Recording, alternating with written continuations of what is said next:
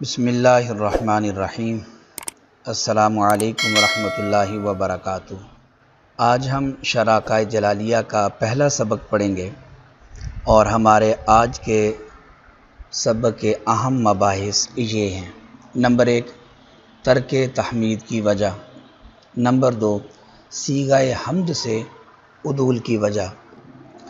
Number 3، اسلوب حمد میں جملہ خبریہ سے جملہ انشائیہ کی طرف عدول کیوں کیا گیا۔ اور نمبر 4، یا حرف ندا بعید کے استعمال کی کیا وجہ ہے۔ آئیے پہلے ہم آج کے سبق کی عبارت اور اس کا ترجمہ سماعت کرتے ہیں۔ بسم اللہ الرحمن الرحیم۔ اللہ کے نام سے شروع جو بڑا مہربان نہایت رحم والا۔ یا من وفقنا لتحقیق العقائد الاسلامیہ، اے وہ ذات جس نے ہمیں عقائد اسلامیہ کو دلائل کے ساتھ ثابت کرنے کے اسباب مہیا کی۔ عبارت اور ترجمہ کے بعد آئیے اب ہم اس عبارت کی وضاحت سمجھتے ہیں۔ تو آج کے سبق کی عبارت پر چند خارجی اشکالات ہیں اور ان کے جواب دیے جاتے ہیں۔ پہلا اشکال آج کی عبارت پر یہ ہوتا ہے کہ مصنف علیہ الرحمہ نے اپنی کتاب کا آغاز بسم اللہ سے کیا اور بسم اللہ سے آغاز کرنے کے بعد حمد کو ذکر نہیں کیا، بلکہ خطاب کرتے ہوئے ندا کرتے ہوئے کہا کہ اے وہ ذات جس نے ہمیں عقائد اسلامیہ کو دلائل کے ساتھ ثابت کرنے کے اسباب مہیا کیے۔ اس پر اشکال یہ وارد ہوتا ہے کہ سنت کے اندر جس طرح بسم اللہ سے آغاز کا حکم دیا گیا ہے، اسی طرح الحمدللہ سے بھی آغاز کا حکم دیا گیا ہے۔ تو اس لیے مصنف کو چاہیے تھا کہ بسم اللہ کے بعد الحمدللہ سے آغاز کرتے تاکہ سنت کے اوپر عمل ہو جاتا۔ تو مصنف نے بسم اللہ سے کتاب کا آغاز کیا اور اس کے بعد حمد کو ذکر نہیں کیا، تو اس سے ترک سنت لازم آتی ہے۔ اور دوسرا یہ کہ قرآن شریف میں بھی بسم اللہ کے بعد الحمدللہ کو ذکر کیا گیا ہے، تو اس سے قرآن کے اقتداء کا بھی ترک لازم آتا ہے۔ اور تیسری کہ اسلاف اپنی کتابوں کا آغاز بسم اللہ سے کرتے ہیں اور بسم اللہ کے بعد الحمد کا ذکر کرتے ہیں، اللہ کی حمد کرتے ہیں، تو مصنف نے بسم اللہ کے بعد حمد کو ذکر نہ کر کے اسلاف کے طریقے کا بھی خلاف کیا ہے۔ تو اس اشکال کا جواب یہ ہے کہ اصل میں حمد صفات کمالیہ کے اظہار کا نام ہے۔ خوبیوں کو ظاہر کرنا، کسی کے اوصاف کمالیہ کو بیان کرنا، ظاہر کرنا، یہ حمد ہوتا ہے۔ تو اس عبارت کے اندر مصنف نے اس صفات کمالیہ کا اظہار کیا ہے، وہ اس طرح کے عقائد اسلامیہ کو دلائل کے ساتھ ثابت کرنے کی توفیق دینا، یہ ایک صفت کمالیہ ہے، وصف کمال ہے۔ اور یا من وفقنا لتحقیق العقائد الاسلامیہ، یہ اس وصف کمال کو بیان کرنا ہے، اس کا اظہار کرنا ہے، لہٰذا یہ حمد ہے۔ نہ تو قرآن کریم کی اقتداء کا ترک لازم آیا اور نہ ہی سنت کی اتباع چھوٹتی ہے اس سے، اور نہ ہی اسلاف کے طریقے کا خلاف لازم آتا ہے۔ آج کے سبق کی عبارت پر دوسرا اشکال یہ ہوتا ہے کہ چلے یہ ٹھیک ہے کہ حمد صفات کمالیہ کے اظہار کا نام ہے اور مصنف نے وصف کمال کا اظہار کیا ہے، لہٰذا یہ حمد ہے۔ سوال یہ ہے کہ معروف طریقہ جو حمد کا ہے وہ یہ کہ صیغہ حمد کے ساتھ حمد کی جاتی ہے، جس طرح کہ قرآن شریف میں بھی الحمدللہ رب العالمین، اور اسلاف وہ صیغہ حمد کے ساتھ حمد کرتے ہیں، حامدن، الحمدللہ، نحمدک، احمد اللہ وغیرہ، تو صیغہ حمد کے ساتھ حمد کی جاتی ہے۔ تو مصنف نے صیغہ حمد کی بجائے یہ یا من وفقنا ان الفاظ کے ساتھ حمد کی ہے، اس کی کیا وجہ ہے؟ یعنی صیغہ حمد سے عدول کر کے یا من وفقنا یہ دوسرے صیغے کے ساتھ اور صیغے کے ساتھ اللہ تعالیٰ کی جو حمد کی ہے۔ آج کے سبق کی عبارت پر دوسرا اشکال یہ وارد ہوتا ہے کہ چلیں یہ مان لیتے ہیں کہ حمد صفات کمالیہ کے اظہار کا نام ہے، اور مصنف نے وصف کمال کا اظہار کیا ہے، یا من وفقنا لتحقیق العقائد الاسلامیہ، یہ وصف کمال کا اظہار حمد ہے۔ لیکن سوال یہ ہے کہ حمد کے لیے صیغہ حمد یہ معروف طریقہ ہے، صیغہ حمد کے ساتھ حمد کرنا، جس طرح کہ مصنفین اسلاف وہ صیغہ حمد کے ساتھ حمد کرتے ہیں۔ تو مصنف نے صیغہ حمد سے عدول کیوں کیا؟ یہ دوسرا اشکال ہے۔ اس اشکال کا جواب یہ ہے کہ مصنف نے صیغہ حمد سے عدول کر کے یا من وفقنا لتحقیق العقائد الاسلامیہ اس انداز سے اللہ تعالیٰ کی حمد کر کے اس بات کی طرف اشارہ کیا ہے کہ اللہ کی حمد کرنے کے اندر میں کسی کا مقلد اور پابند نہیں ہوں، کہ جو اسلوب اور طریقہ دوسرے لوگ اختیار کرتے ہیں، صیغہ حمد کے ساتھ حمد کرتے ہیں، میں پابند اور مقلد نہیں ہوں کہ میں ان کی اتباع کرتے ہوئے صیغہ حمد کے ساتھ حمد کروں، بلکہ اللہ تعالیٰ کی حمد کرنے کے اندر میں خود محقق ہوں۔ میری حمد تحقیقی حمد ہے، نہ کہ تقلیدی حمد ہے۔ تیسرا اشکال خارجی جو آج کے سبق کی عبارت پر ہوتا ہے وہ یہ ہے کہ مصنف نے اسلوب حمد میں یہ ندا کا جو اسلوب ہے اس کو اختیار کیا ہے، یا من وفقنا۔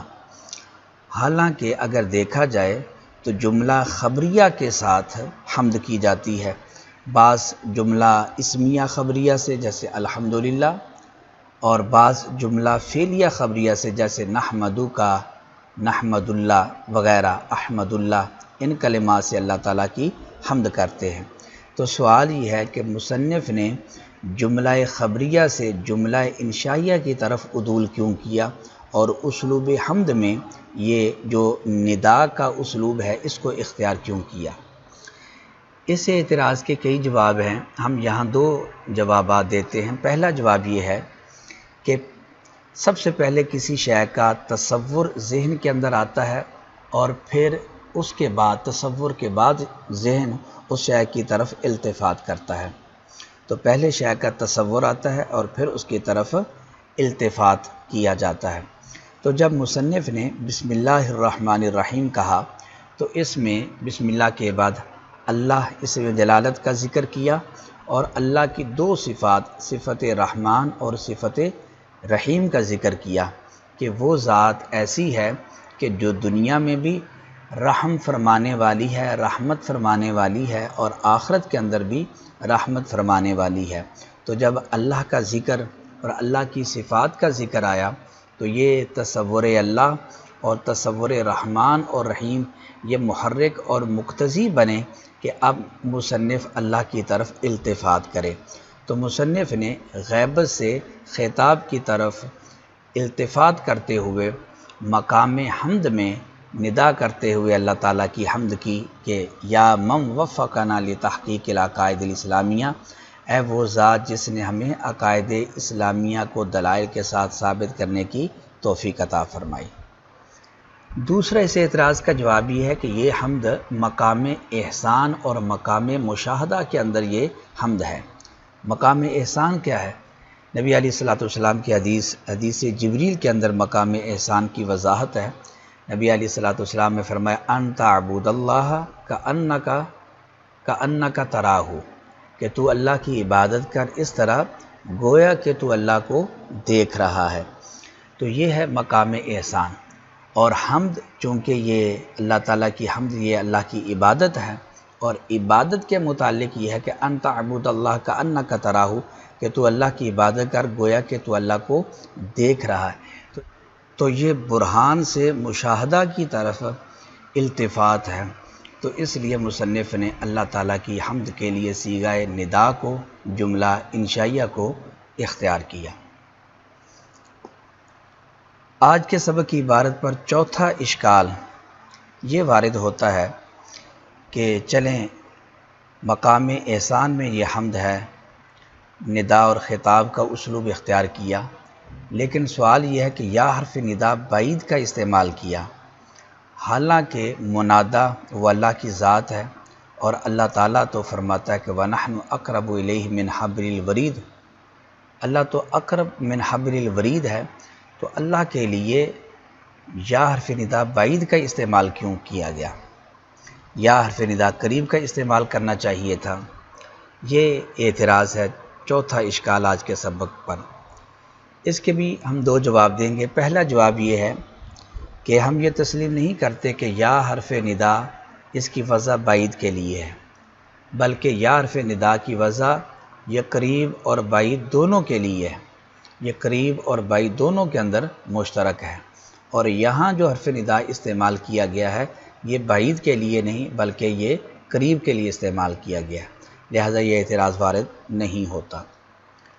دوسرا اس کا جواب یہ ہے کہ چلو اگر ہم تسلیم کر بھی لیں کہ یا حرف ندا اس کی وضع بعید کے لیے جس طرح کہ زمخشری کہتا ہے، تو پھر ہم اس کا جواب یہ دیتے ہیں کہ یہاں منادہ قریب ہے، وہ ہے اللہ کی ذات، لیکن یہاں منادہ قریب کو منادہ بعید کے مرتبے میں اتار کر اس کو ایسے حرف ندا سے ندا کی گئی ہے جو کہ منادہ بعید کے لیے وضع کیا گیا ہے، اور اس کے اندر وجہ یہ ہے کہ منادہ کی عظمت کا اظہار کرنا مقصود ہے۔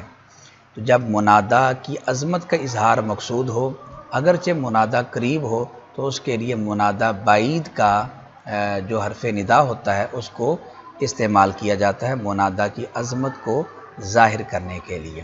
تو اس وجہ سے یہاں یا حرف ندا بعید کا استعمال کیا گیا، باقی جو منادہ اللہ کی ذات ہے وہ اقرب من حبل الورید ہے۔ اس چوتھے اشکال کے دوسرے جواب کے اوپر ایک اشکال وارد ہوتا ہے، وہ یہ کہ یہ قریب اور بعید یہ تو مکان کی صفتیں ہیں، اور پھر مکان کے واسطے سے یہ مکین کی صفتیں بن جاتی ہیں۔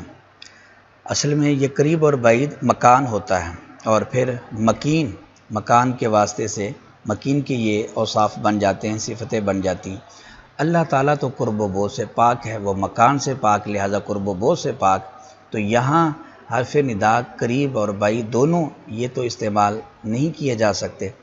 تو اس اشکال کا جواب یہ ہے کہ یہاں بعد رتبی کو بعد مکانی کے قائم کیا گیا ہے، یہاں مجاز ہے کہ بعد رتبی کو بعد مکانی کی جگہ رکھ کر پھر اس کے لیے جو بعد مکانی کے لیے حرف ندا استعمال کیا جاتا ہے یعنی یا کا، وہ بعد رتبی کے لیے استعمال کیا گیا ہے۔ یہ حقیقت نہیں ہے بلکہ یہ مجاز ہے۔